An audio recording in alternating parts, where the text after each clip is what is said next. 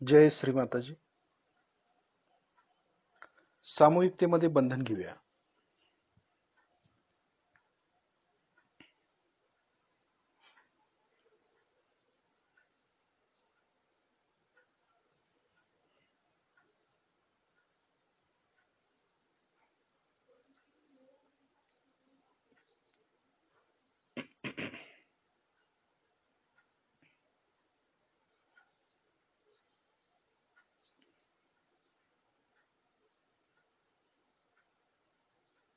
कवच पण शिस्तीत घ्यायचंय.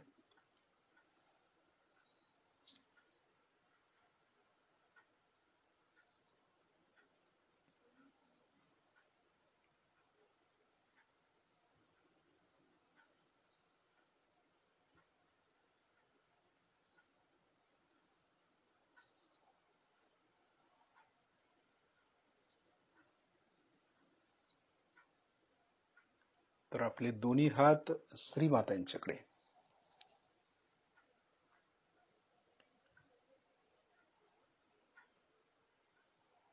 आपण बघतोय श्री मातांना.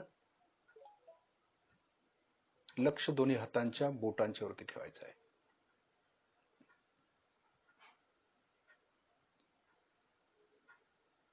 परमचैतन्य आपल्या दोन्ही हाताच्या बोटामधून येते का पाहायचंय.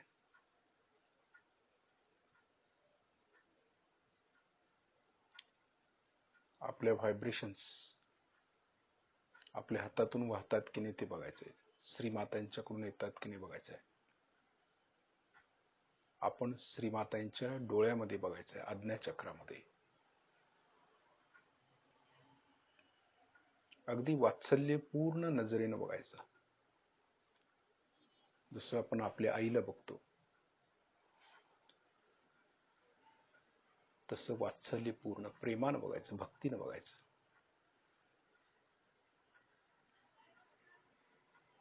की आपल्या भक्तीनं परमचैतन्य आणखी वाढेल. भक्ती वाढली की हृदय स्वच्छ होतं आपलं.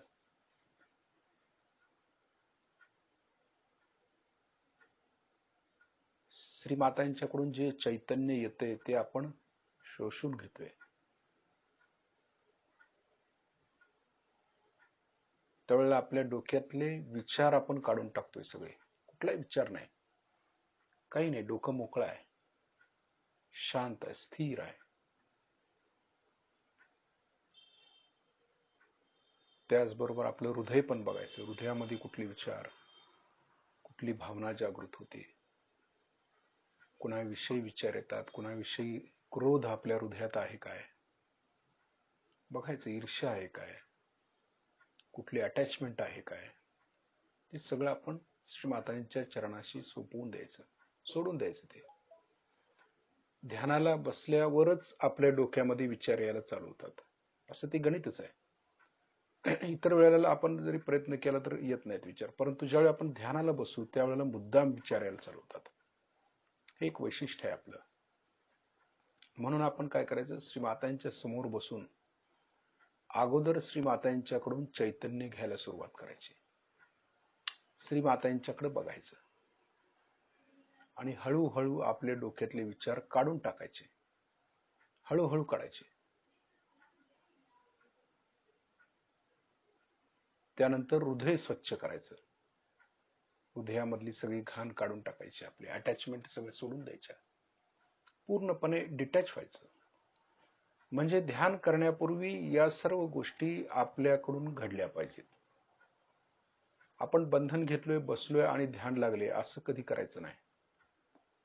ते आपलं परिपूर्ण ध्यान होऊ शकत नाही. ध्यानासाठी पायरी पायरीनच वर जायचं आहे. तसं श्री माताईंना बरोबर घेऊन किंवा श्री माताईंच्याकडे बघत श्री माताई आपल्याला शिकवतायत, त्या चैतन्य देतायत आपल्याला आणि ते आपण शोषून घेतोय. अशी इच्छा करत करतच ध्यानाच्या स्थितीमध्ये उतरावं लागतं.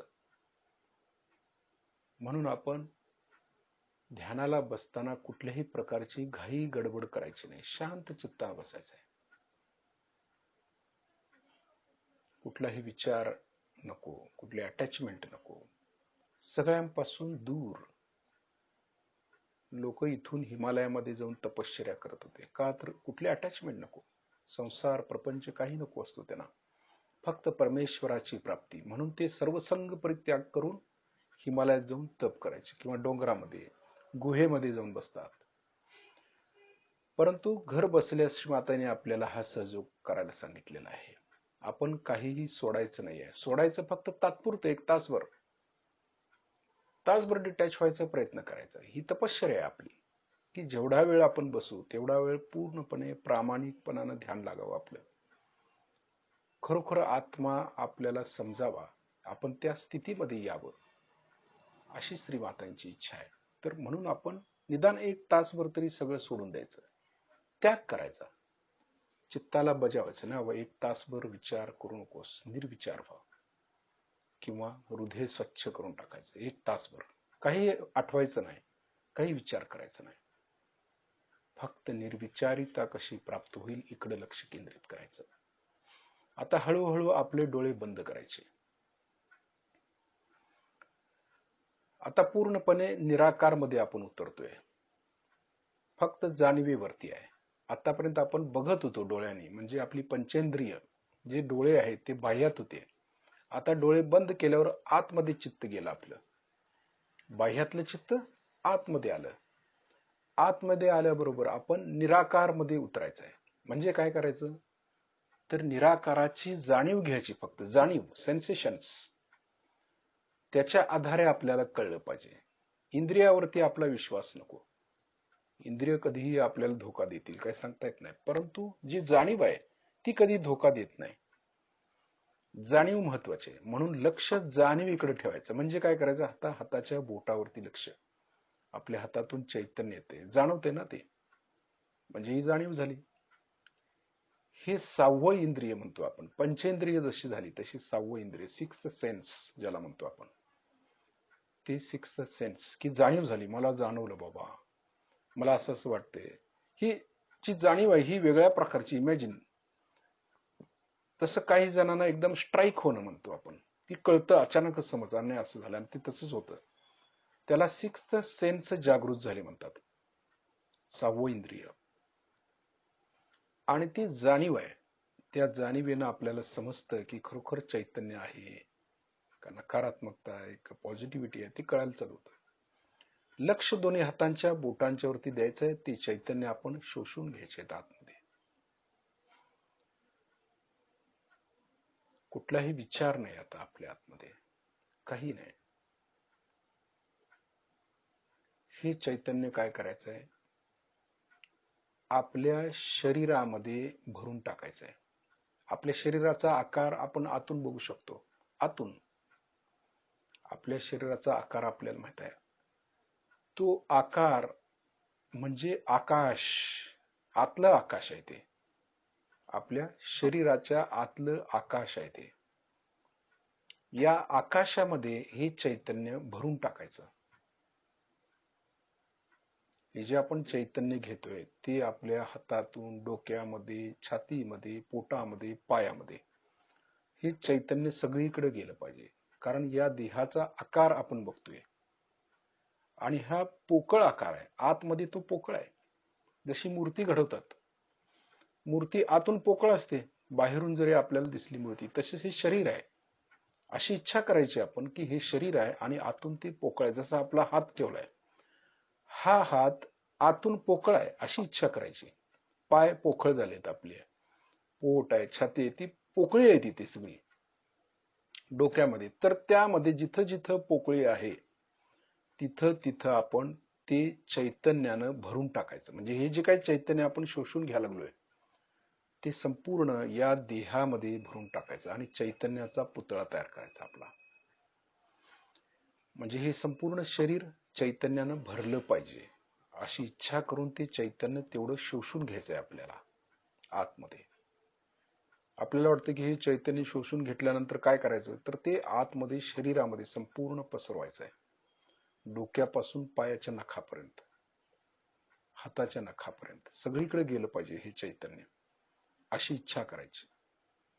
की हे चैतन्य हातातून छातीमध्ये गेले बाबा, अशी इच्छा करायची. घ्यायचं चैतन्य, खेचून घेतोय ना खेचलेलं चैतन्य, हात तर भरले आपले आता चैतन्यानं संपूर्ण कोपरापासून खांद्यापर्यंत. परत आता छाती भरून घ्यायची चैतन्यानं. बघा तशी इच्छा करायची. परत छाती भरल्यानंतर तसंच खाली उतरायचं, पोटामध्ये पोट भरून टाकायचं चैतन्यानं. पण हातामध्ये चैतन्य खेचतोय तिथून ते येते. स्त्रोत विसरायचा नाही, जिथून येतं तो स्त्रोत विसरायचा नाही. आणि इकडे मात्र आपण ते भरून टाकायचं संपूर्ण शरीरामध्ये. पोकळी जिथे जिथे आहे ती संपूर्ण चैतन्यानं व्याप्त करून टाकायचं. कारण आता आपलं आकाश तत्व जागृत झालेलं आहे. आपण आकाश तत्वामध्ये ध्यान करतो. मग हेच आकाश आपल्या शरीरामध्ये पण आहे, हीच पोकळी शरीरामध्ये पण आहे. जे ब्रह्मांडी ते पिंडी, हा नियम आहे निसर्गाचा, अध्यात्माचा. ते चैतन्य संपूर्ण पोटामध्ये, आता आपल्या पायामध्ये पण गेलं पाहिजे, भरायचं. जसं आपण टँक पाण्यानं भरतो ना, तसं चैतन्य घेऊन ते टँक भरल्यासारखं शरीर भरून टाकायचं. पूर्ण शरीरामध्ये चैतन्य गेलं पाहिजे, पायामध्ये. हे का करायचं तर संपूर्ण चैतन्य देहामध्ये पसरलं पाहिजे. आणि जो काय आपल्याला त्रास होतोय तो पण निघून जाईल. जे काय दुखणं असेल, जो काय आजार असेल, तर ज्या ज्या ठिकाणी चैतन्य जाईल तिथं तिथं ते क्लिअर करत जाईल. शरीर शुद्ध होईल, आपलं अंघोळ होईल ना, शरीराची अंघोळ. ते चैतन्य आता हातातून घेतलेलं आपल्या डोक्यामध्ये, डोकं भरून टाकायचं चैतन्यानं. बघा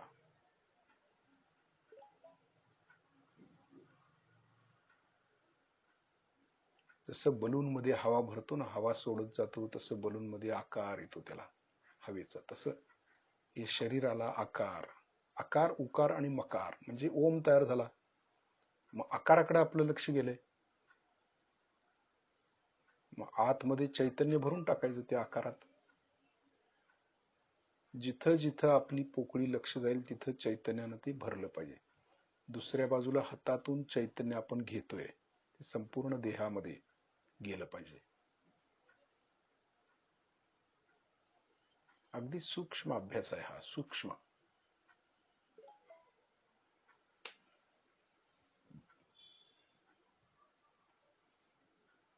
म्हणजे हे जे काही चैतन्य आहे ते आपण किती खेचून घेतो हे बघितलं पाहिजे, खेचलं पाहिजे. यासाठी तर खेचायचं आहे ते चैतन्य. संपूर्ण शरीरामध्ये जेवढ्या जेवढ्या नसा आहेत त्या सगळीकडे चैतन्य गेलं पाहिजे. आणि तसं आता बघायचं, अवलोकन करायचं, अवलोकन बघायचं आपल्यामध्ये चैतन्य आलं का, भरलं का सगळं चैतन्यानं. निगेटिव्हिटी मात्र लवकर भरते, पण चैतन्य लवकर भरत नाही, लक्ष जात नाही ना आपलं. ते गेलं पाहिजे. चैतन्याचा पुतळा, हा देह जो आहे तो चैतन्याचा, माती, चिखल माती, मांस, हाड, त्यापासून हे शरीर बनलंय. परंतु त्यामध्ये जर चैतन्य भरलं तर तेच अगदी कार्यान्वित होतं.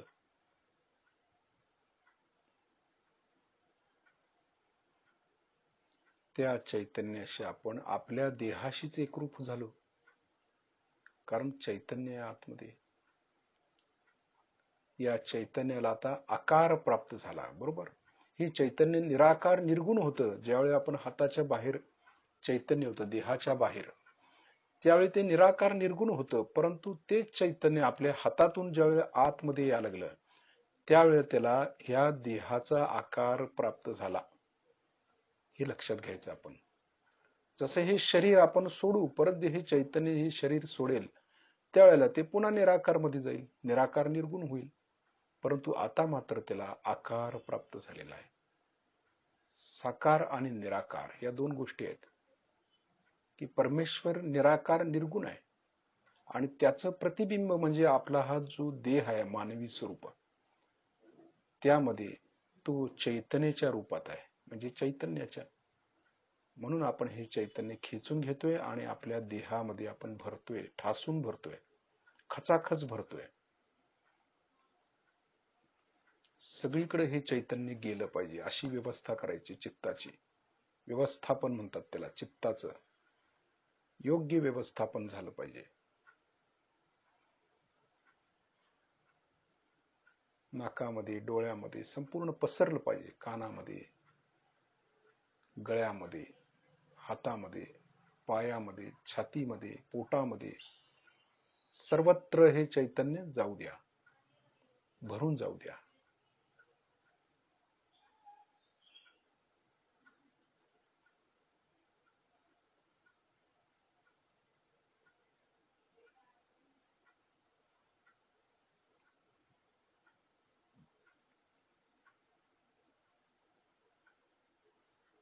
त्यानंतर काय करायचं, आपल्या उजव्या हाताचा तळवा आपल्या डोक्याच्या टाळूवर दाबून धरायचा, मान थोडी खाली झुकवायची, पण स्थिती तशीच ठेवायची.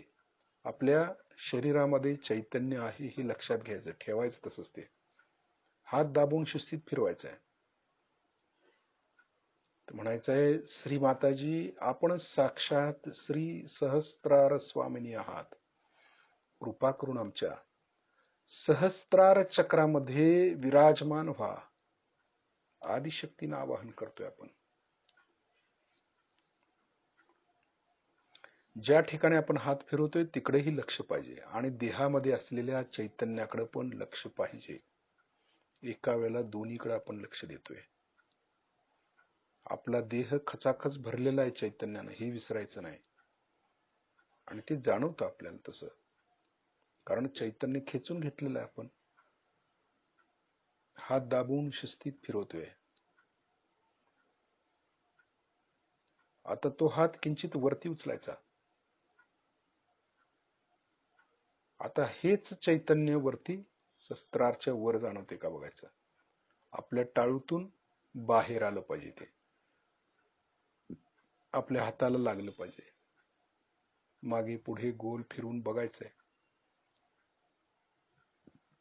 आपली कुंडलिनी शस्त्राचं भेदन करून वर आली का बघायचं. हे चैतन्य वर आलं का बघायचं. हात खाली घेऊया. आता लक्ष कसं ठेवायचंय आपल्याला माहिती आहे. आपल्या हातातून पण चैतन्य येते, संपूर्ण देहामध्ये पण चैतन्य आहे आणि शस्त्राच्या वरती पण चैतन्याची धार लागलेली आहे. वरती पण लक्ष आहे, कारण कुंडलिनी आता शस्त्राच्या वर गेली. शस्त्राचं भेदन केल्यामुळे हे चैतन्य शस्त्रामधून बाहेर पडलेलं आहे.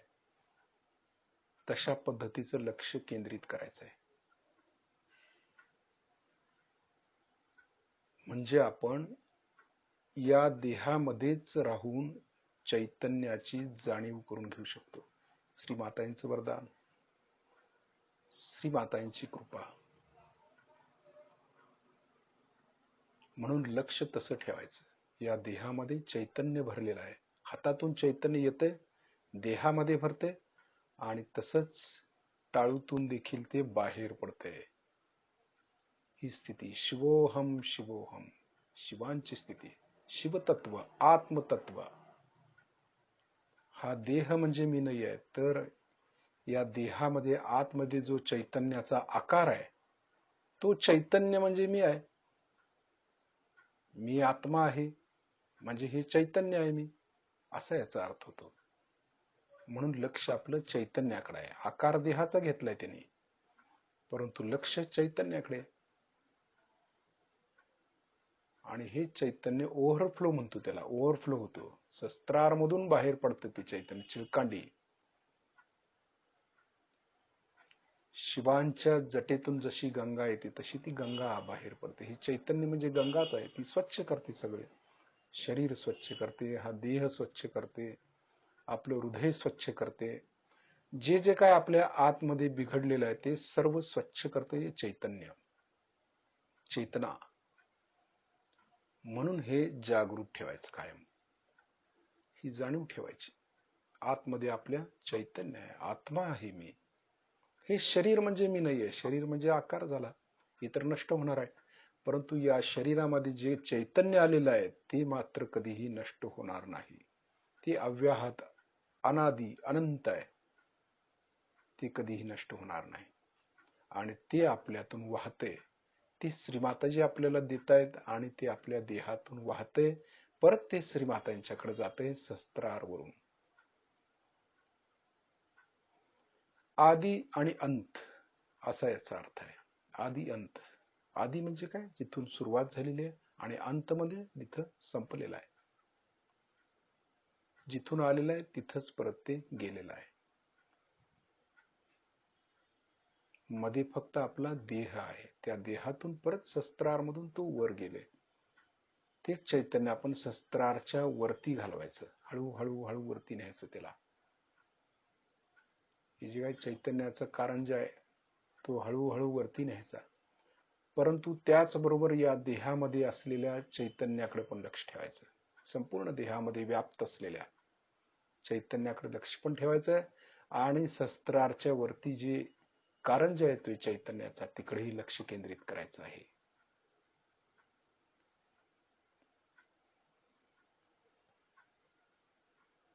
आपल्या रोम रोमामध्ये चैतन्य ठासून भरलेलं आहे. रोम रोमातून चैतन्य बाहेर पण पडलं पाहिजे रंध्रातून त्या. कारण ह्या देहाला रंध्र आहेत बारीक बारीक, तिथूनही ते बाहेर पडतं. एवढं ते चैतन्य भरून घ्यायचं आहे. म्हणजे खेचण्याची कॅपॅसिटी आपली किती असायला पाहिजे ते आपण बघायचं. आपण ठरवायचं किती चैतन्य खेचलं पाहिजे. त्यांना देह भरतोय, परत वरती पण लक्ष देतोय. बघा कशा पद्धतीनं एकरूप होतो आपण त्या चैतन्याशी. आणि एकरूप होत असताना आपण पूर्णपणे निर्विचार होतो. कुठलाही विचार नाही डोक्यामध्ये, फक्त चैतन्याकडे लक्ष आहे.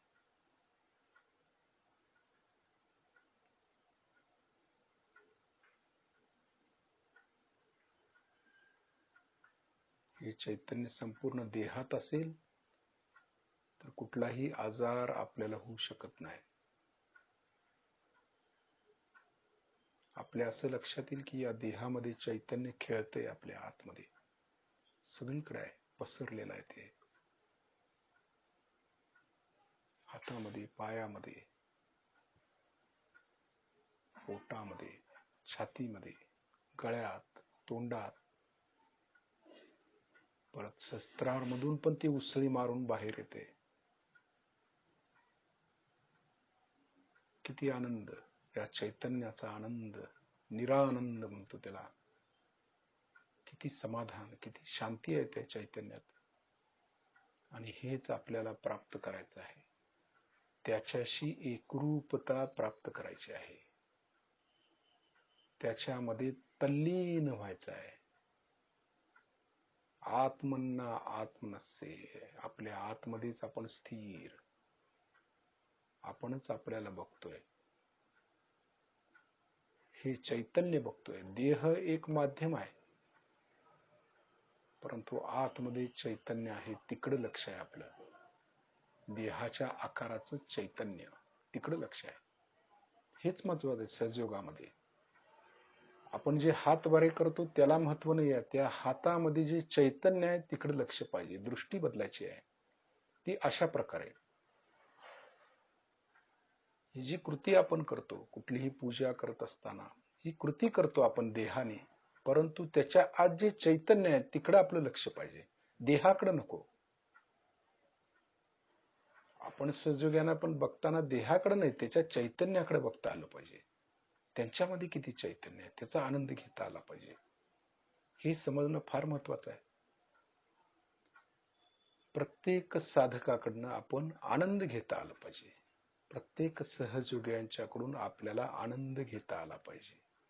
म्हणजे आपल्यातली ईर्ष्या, भय, क्रोध सगळं नष्ट होऊन जातं. अहंकार सगळं विरघळून जातो या चैतन्यामध्ये. का तर आमची दृष्टी बदलली. आम्हाला कळलं की समोरून जो देह येतोय तो देह नसून निराकार निर्गुण चैतन्याचा गोळाचा आहे, पुतळाचा आहे तो. हे ज्यावेळी आपल्याला समजेल त्यावेळेला आम्ही परिपूर्ण झालो म्हणायचं. मग ही दृष्टी आपली बदलली पाहिजे. म्हणूनच आपण सगळं लक्ष देहाकडे देतोय, चैतन्याकडे. आणि शस्त्रारच्या वरती जे चैतन्य उसळी मारून येते तिकडेही लक्ष द्यायला लागलोय. संपूर्ण देह व्याप्त झालेला आहे चैतन्यानं, अशी इच्छा करायची आणि ते होतं.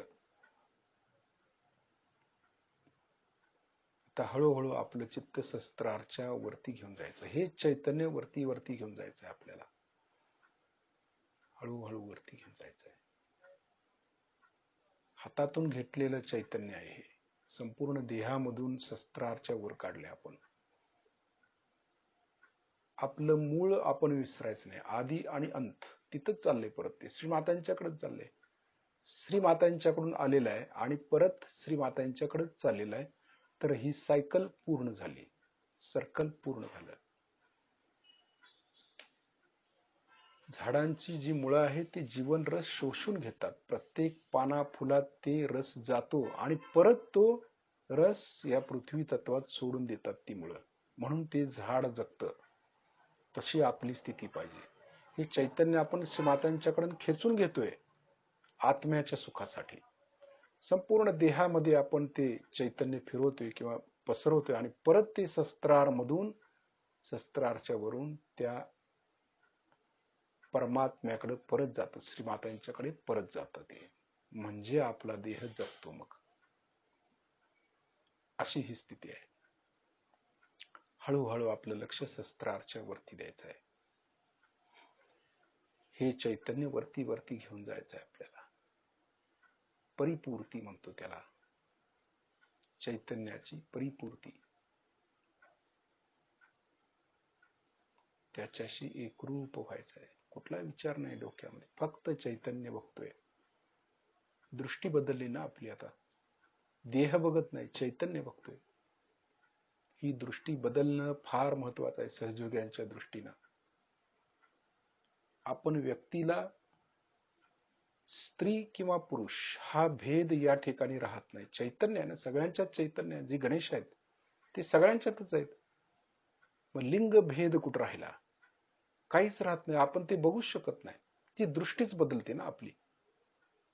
सगळ्यांना आत्मा स्वरूपात आपण पाहायला सुरू करतो. कारण संपूर्ण चैतन्य दिसतं आपल्याला. समोरची व्यक्ती चैतन्यमय दिसते. त्यातले दोष दिसतच नाहीत आपल्याला. फक्त त्याच्यातला आनंद घेऊ शकतो आपण. हा आनंद कधी घेऊ? ज्या वेळेला आपल्यामध्ये ती पूर्तता होईल चैतन्याची. संपूर्ण आपण त्या शक्तीशी एकरूप होऊ. त्यावेळेला तो आनंद घेऊ शकतो आपण.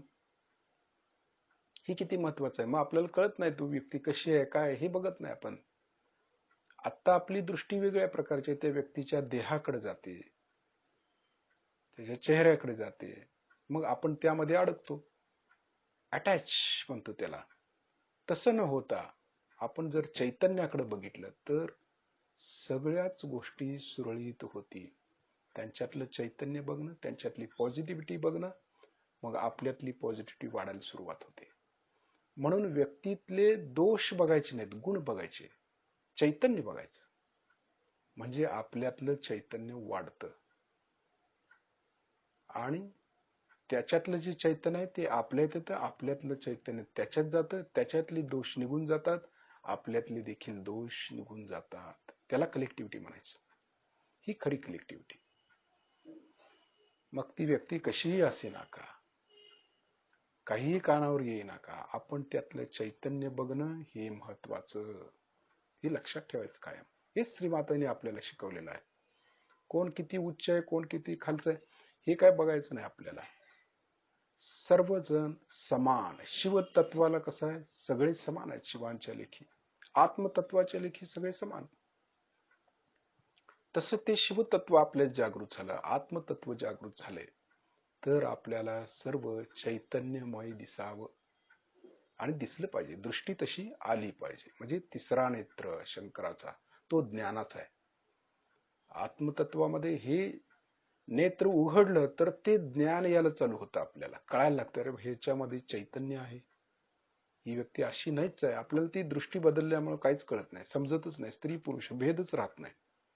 का? तर दृष्टी बदलली, ज्ञानाचा नेत्र उघडला तिसरा, आणि ते मग ज्ञान यायला चालू होतं आणि सर्वांभूती परमात्मा बघायला शिकतो आपण.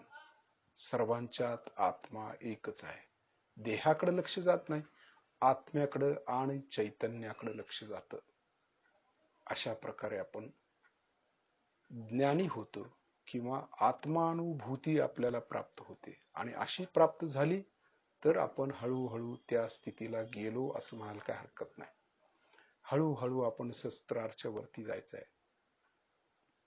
तिथं स्थिर व्हायचंय आपल्याला. अधूनमधून आपण देहामधल्या असलेल्या चैतन्याकडे पण लक्ष देऊ शकता. हातामधून येतंय, देहात आहे, आणि सहस्त्रारच्या वरती आकाश तत्वापर्यंत पण. एक 10 ते 12 मिनिटं आपल्याला या अवस्थेत बसायचं आहे. 10 ते 12 मिनिट.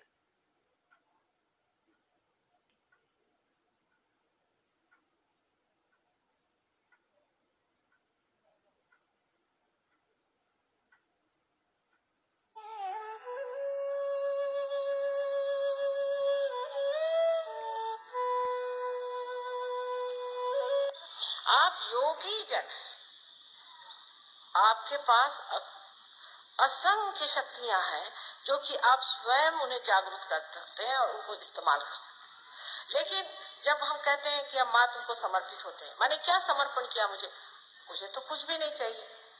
किस चीज को आप समर्पित कर रहे हैं? सोचिए कौन सी बात है जिसे आप मेरे और समर्पित कर रहे हैं?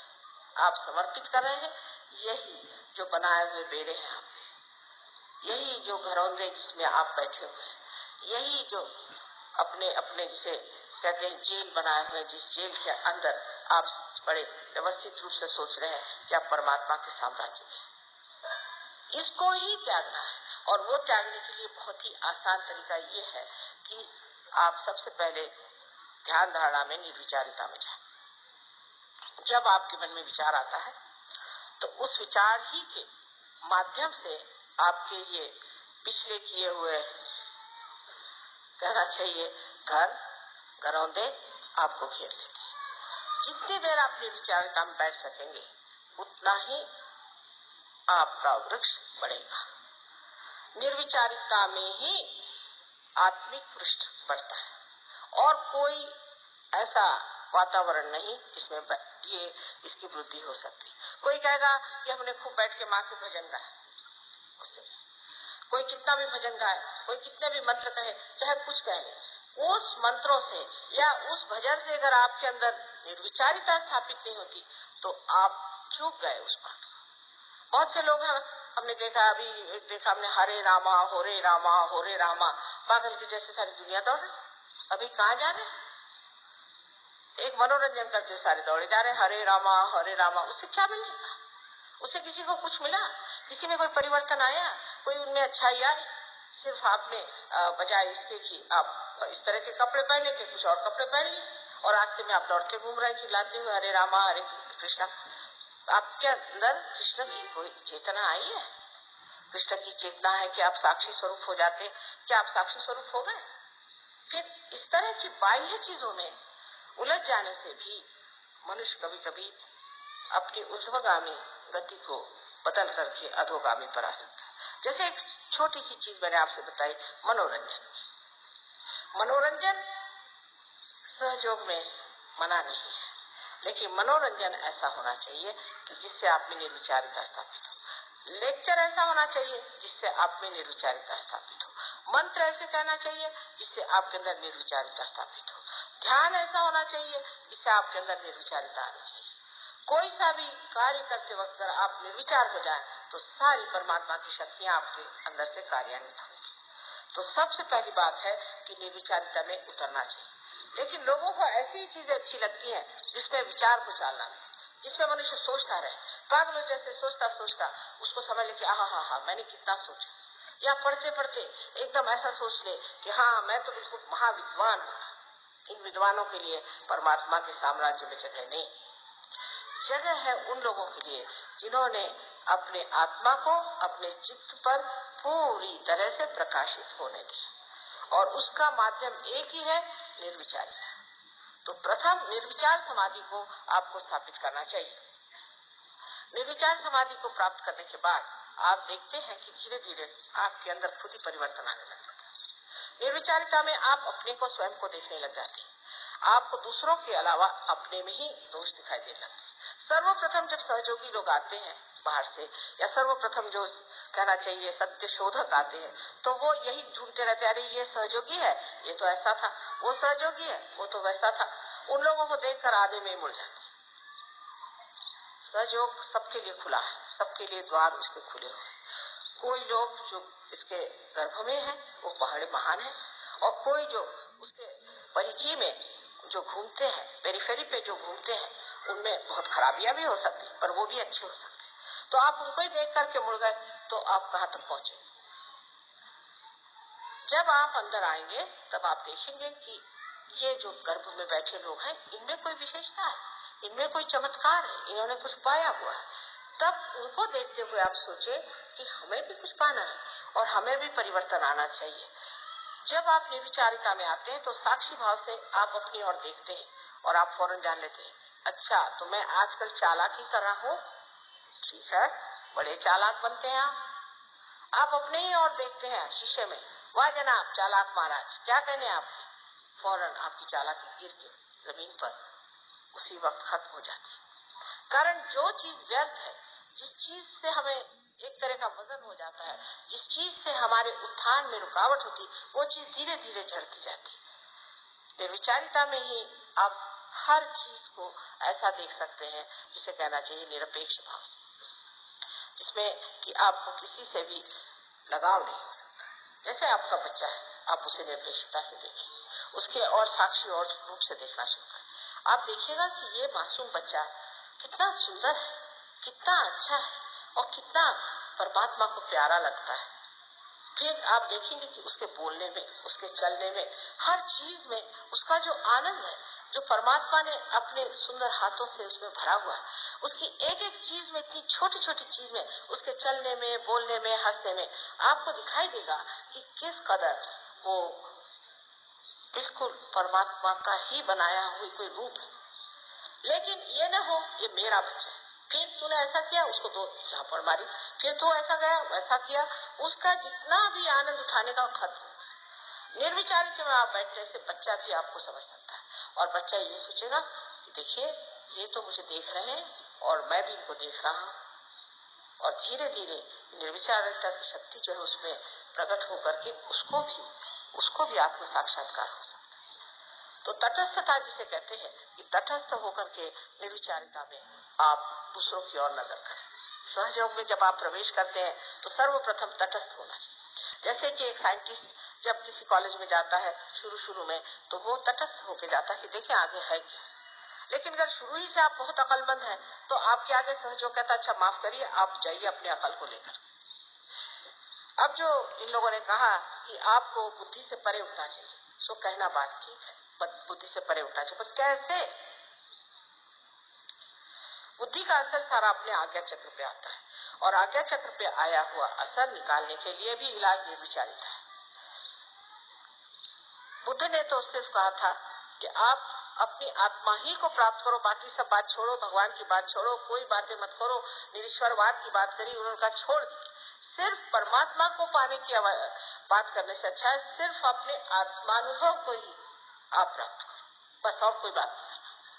वजह ये थी कि और लंबी चौड़ी बात करने में ऐसे लोग मुझको भी पूछते हैं कि माँ हम भगवान कब होंगे?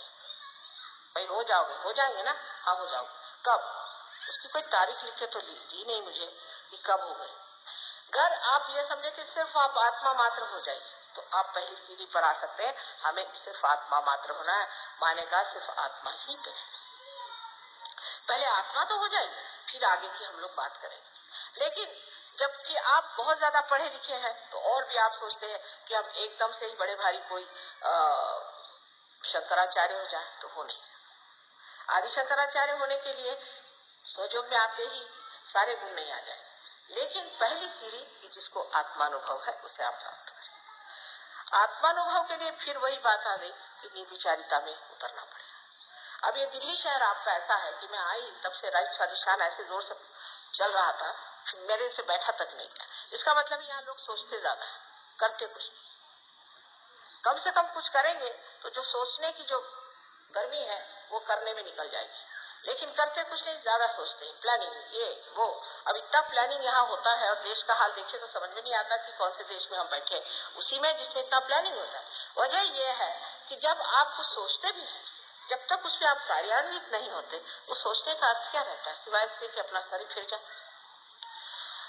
और ये राइट स्वादिष्टान की पकड़ इतनी ज्यादा यहाँ है कि शुरू से मैं जब से दिल्ली आ रही हूँ देखती हूँ कि राइट स्वादिष्टान यहाँ बहुत ज्यादा पकड़ता है। इसका कारण यहाँ अखबार है, यहाँ पर लोग हमेशा पॉलिटिक्स की बातें करते रहते हैं।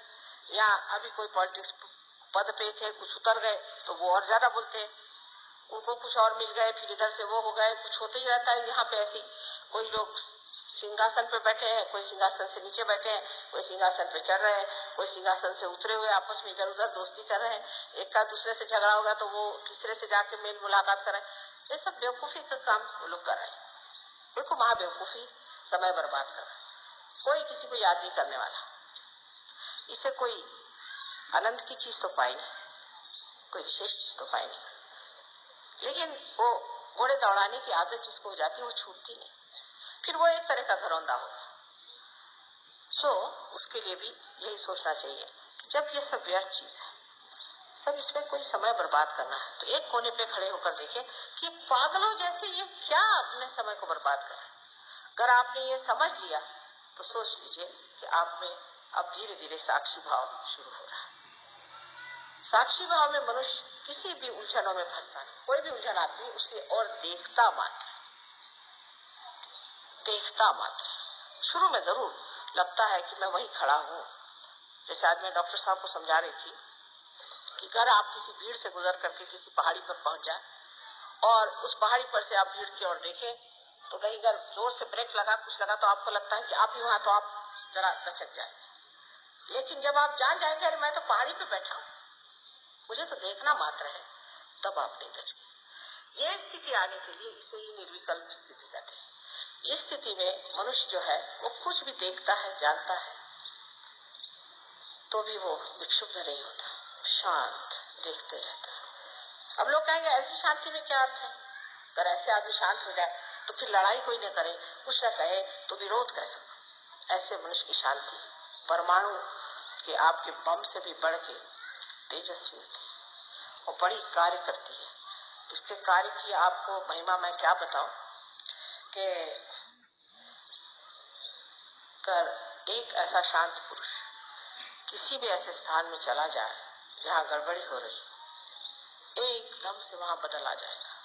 लेकिन वो पुरुष उस स्थिति में होना चाहिए जहाँ वो शांति पूरी तरह से अपने चारों तरफ उसकी प्रभा फैला सके। सब लोग एकदम से अवाक होकर शांत हो सकते। जितनी हड़बड़ी मची वो एकदम से जा करके एक व्यवस्थित रूप से ठीक हो सकते। जैसे कि कोई जादू की कोई उसने विशेष कोई किमया कर दी है या जादू की कोई छड़ी उसने घुमा दी है, सब एकदम शांत हो गए। इस शक्ति को प्राप्त करना उन लोगों के लिए है जो कि सहयोगी है। आज हम देखते हैं हर जगह शांति के फाउंडेशन बन रहे हैं, शांति का ये है, शांति का वो है। इससे शांति कैसे हो सकती है?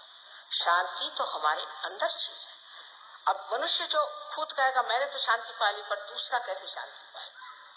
दूसरा शांति पाता है आपकी शांति से प्रभावित होकर।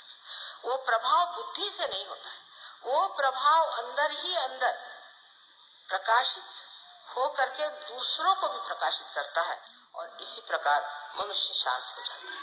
अब सहयोग में आप जानते हैं कि हर तरह के लोग आते हैं, कोई बड़े ही वायलेंट, कोई बड़े गुस्सेले, कोई बहुत ज्यादा क्रोधी, कोई क्रांतिकारी और बहुत ज्यादा लड़ने वाले, हर तरह के लोग मैंने देखे। लेकिन सहयोग में आने के बाद धीरे धीरे वो शांत होते जाते हैं। पर इसका मतलब नहीं कि वो डरपोक हो जाते हैं, इसका मतलब ये नहीं कि वो कायरता से भागते हैं, नहीं, एक अपने हिम्मत से खड़े रहते हैं और उनको देख करके बाकी सब शांत हो जाते हैं। एक चीनी कहानी है, बड़ी अच्छी, चीनी कहानियां बहुत अच्छी होती है। इसमें से एक कहानी ऐसी है कि वहां पर मुर्गे लड़ाए जाते थे पहले। तो एक राजा ने सोचा कि एक बड़ा अच्छा साधु है जिसके पास लोग जाने से बड़े बलवान हो जाते हैं, समर्थ हो जाते हैं। तो उन्होंने वो 2 मुर्गे ले जा करके उनको दे दिए कि इनको आप ट्रेन करिए और जब इनकी लड़ाई होगी तब हम आपसे ले जाएंगे। तो वो मुर्गे उनके पास चले गए। 1 महीने बाद राजा आए, उनका अच्छा दे दीजिए इन मुर्गों को। तो मुर्गे अपने शान से ऐसे खड़े हुए, बस राजा ने उनको उठाया और ले गए और उस प्रांगण में छोड़ दिया जहाँ पर लड़ाई होने वाली थी। सब मुर्गे उसमें घुस गए। अब वो सब मुर्गे आपस में लड़ने लगे, ये अपने दोनों यूं खड़े। सब लड़ते लड़ते उनको देख करके हैरान हुए कि ये तो लड़ते ही नहीं। और जब भी उनके ऊपर वो सोचे कि हम इनको लड़वाएं तो बस यूं ही देखते रहे। सब मुर्गे हार करके चले गए, यही दो वहां पर खड़े गए। इस कहानी का आशय यह है कि जब मनुष्य शांति के सागर में पूरी तरह से विद्यमान होता है तो जैसे कमल पुष्प के जैसे उसके सुगंध से लोग सुरभित होकर के शांत हो जाते हैं, पूर्णतया उनके अंदर शांति आ जाती है। इससे बढ़ के और क्या शक्ति शांति की हो सकती है।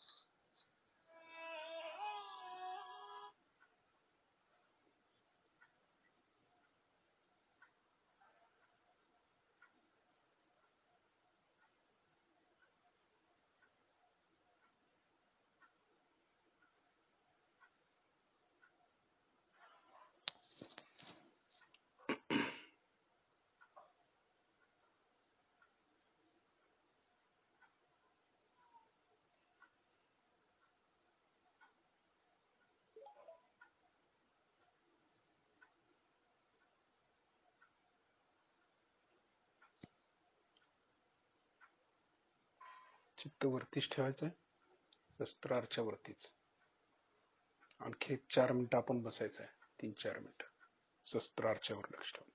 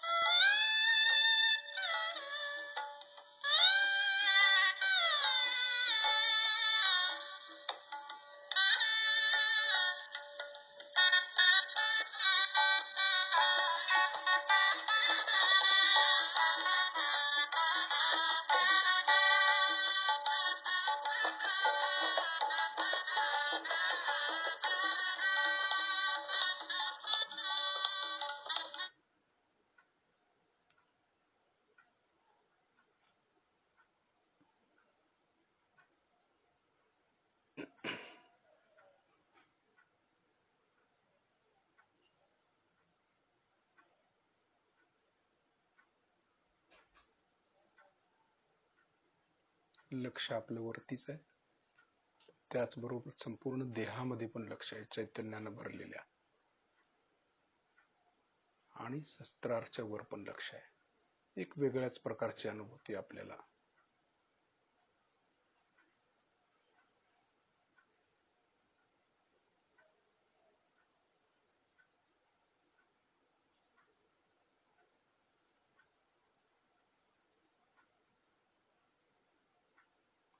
शिस्तीत आपले डोळे उघडूया. स्थिती तशीच ठेवायची. फक्त श्रीमातांच्याकडे बघायचं आहे. स्थिती मात्र तशीच ठेवायची. कशी? आपल्या देहामधलं चैतन्य आणि शस्त्राच्या वरचं चैतन्य, तिकडे लक्ष ठेवायचं. आपला देह चैतन्यानं पूर्णपणे भरलेला आहे, व्हायब्रेशन्स घेऊन, आणि ते चैतन्य शस्त्राच्या वरती पण गेलेलं आहे, तिकडे लक्ष ठेवायचं. बघतोय आपण श्रीमातांच्याकडे.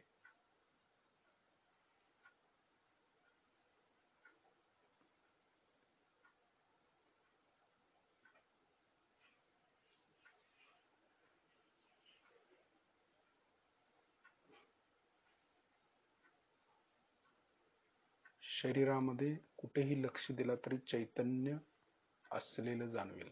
संपूर्ण हातामध्ये, डोक्यामध्ये, पायामध्ये. तसंच शस्त्राच्या वर लक्ष दिला तरी चैतन्य जाणवेल. एकाकारिता म्हणायचं त्याला.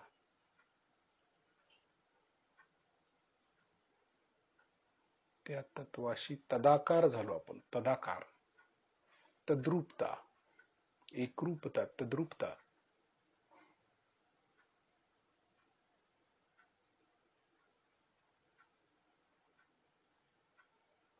श्रीमातांना आपण नमस्कार करूया, त्यांचे आभार मानूया. श्रीमाताजी, आपल्या चरणाशी कोटी कोटी प्रणाम, कोटी कोटी प्रणाम. शिस्तीत आपण बंधन घेऊया. आपल्या शरीरात पण चैतन्य, हातामध्ये चैतन्य आहे, आणि चैतन्याची गाठ पण मारतोय आपण. वेगळीच स्थिती.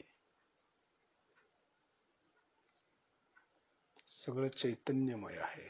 जे काय बघू ते चैतन्यमय. दृष्टी बदलते, अशी स्थिती प्राप्त करायची.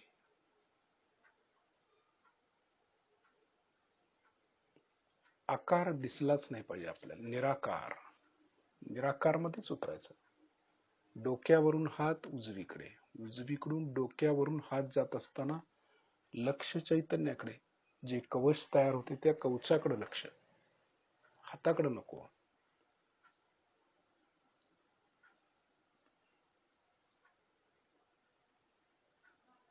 म्हणजे आपलं कवच मजबूत होईल चैतन्यानं. आतापर्यंत नुसताच आपण हात फिरवत होतो, तसंच चैतन्याकडे लक्ष दिल्याबरोबर कवच मजबूत होतं, आपण अलर्ट होतो, आणि कुठलाही व्हायरस, कुठलीही निगेटिव्हिटी ते कवच भेदून आत येणार नाही. ते बरोबर परफेक्ट बंधन म्हणतो त्याला.